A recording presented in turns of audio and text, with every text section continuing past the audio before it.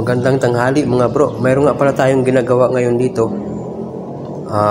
Rakal 125. Ang issue nito ay matigas yung clutch. Lalo na kung aakma tayong hinto. Pag neutral natin, matigas. Hindi siya ma-neutral. Papatayin pa natin yung motor. Saka pa siya babalik sa neutral.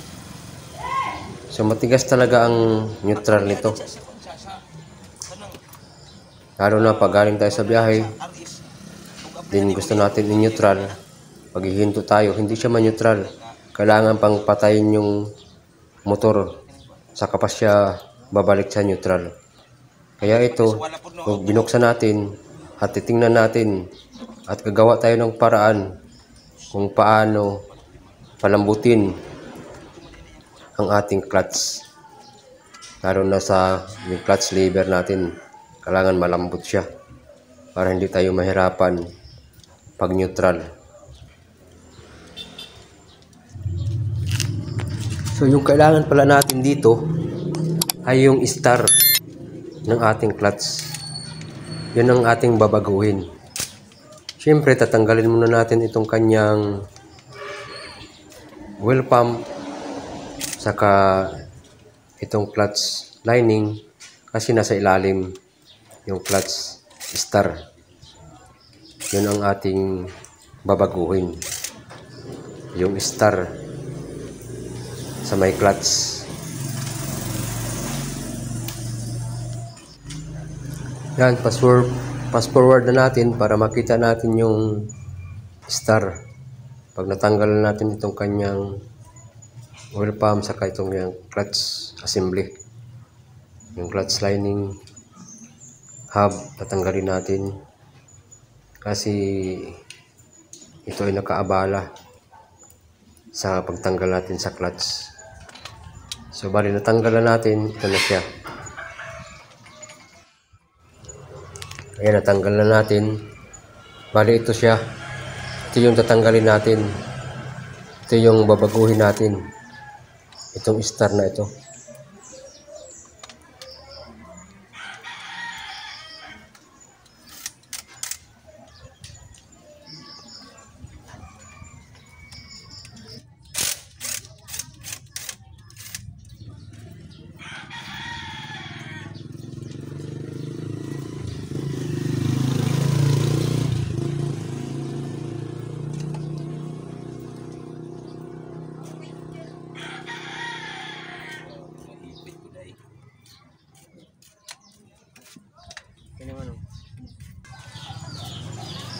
Bali ito na siya.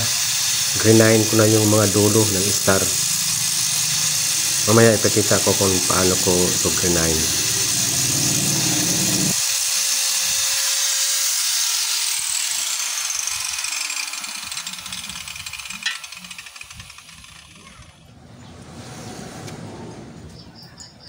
Bali ito na siya. Yung star na ito, ayan, greenahin ko yung mga kanto. Yan. Bali tatlo na yung nag-grind ko. Pinantay ko lang muna diyan sa may mga bilog-bilog. So dapat mag-grind din lahat yan. Kunin natin yung kanto ng star na ito para mabilis yung pag-akyat ng parang roller. Kasi masyadong mataas. So binawasan ko yung star. Bali tatlo pa ang babawasan ko.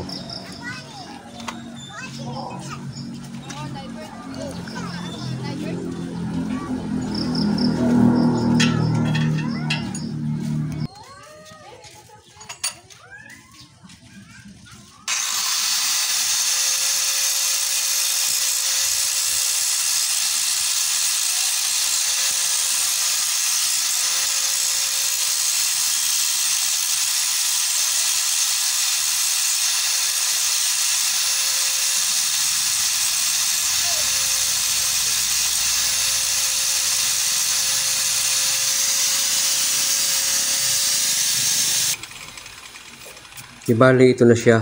Ito na yung finished product na ginawa ko. So bali yung 6 na star ay ganito na ang kanyang figura. So ayan, hindi na siya matulis, pabilog na siya para madali natin maikambyo yung ating mga motor. So applicable pala ito sa lahat ng klase ng China motor na matigas yung kanyang clutch. So ayan, kabit na natin para matesting na natin kung talaga bang malambot na yung clutch, hindi na siya matigas, para masubukan na natin. Bali, fast forward na lang natin para mas madali.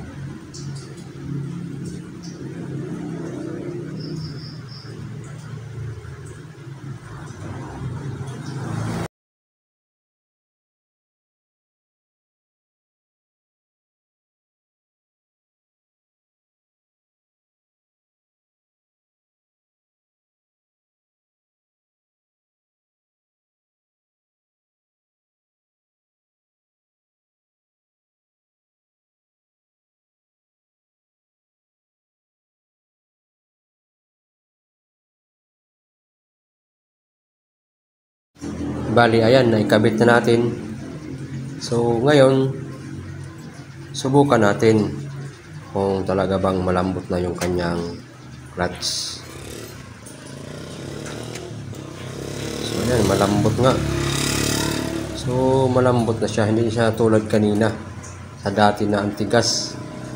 Matigas talaga. So, paandarin natin at patakbuhin natin kung okay na ba yung kanyang performance, kung gumagana ba talaga na malambot. So yan, malambot na siya.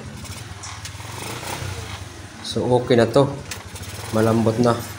So ganun lang pala ang ginagawa ko sa mga China bike na matigas yung kanyang clutch, lalo na yung Rossi saka yung TMX Alpha, matitigas ang clutch.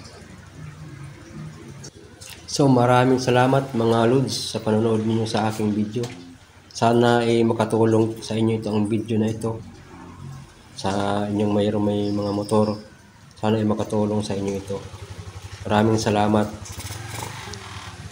Mag-like at mag-subscribe kayo at pahit na rin ng notification bell para updated kayo sa susunod pa na aking gagawin na mga video. Maraming salamat po sa panonood mga lods.